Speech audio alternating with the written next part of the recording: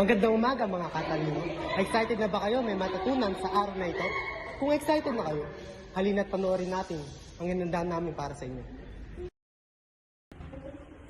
Isang araw, may mga batang naglalaro sa labas. Pagtapos ng kanilang klase, masayang masaya sila sa kanilang ginagawa.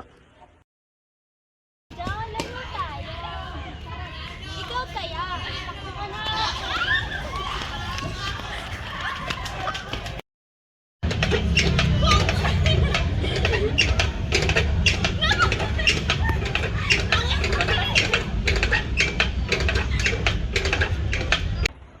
Tanghali na nang matapos sila sa paglalaro, kaya't sinimulan na silang pauwiin ng kani-kanilang mga magulang upang makakain na rin.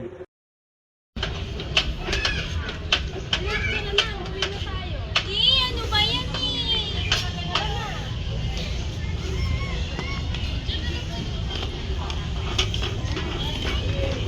At dahil dyan, naiwan mag-isa si Chloe. Hinihintay niya ang kanyang nanay hanggang sa abutan ng hapon.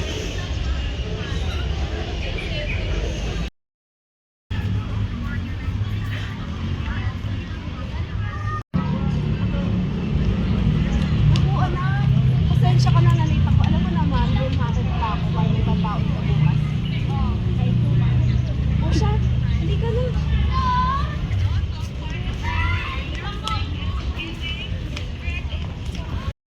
Umuwing masaya si Joey kahit na may bahay na pagtatampo sa kanyang ina. Nang umuwi sa kanilang bahay, may hindi inaasahang pangyayari. Pa! Ano ba babae ka? Ano na ba tayo nihintay? Bakit? Kusog ka na naman? Ha? Aray ko! Bitawan mo ko! Wala Wala akong akong pampiling pera. alak. Wala akong pambigay sa'yo. Ano ba ginagawa mo? Nakikita ka ng bata. Anong ginagawa? Bitawan mo ako! Bitawan mo sa mama.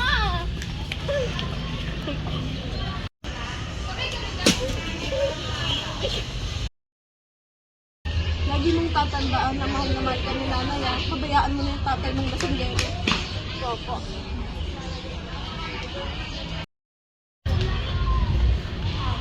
Jo, ba't malangkot ka? Wala lang. Tara na, laro na tayo. Tara.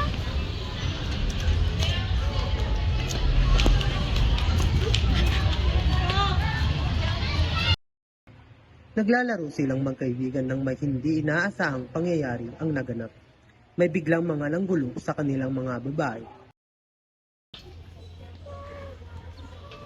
Ano ba? Kanina ka pa. Bakit ano ba ginagawa namin? Nainit ako sa mukha. Napaka mo. Wala kang palaro. Sabi ko tama na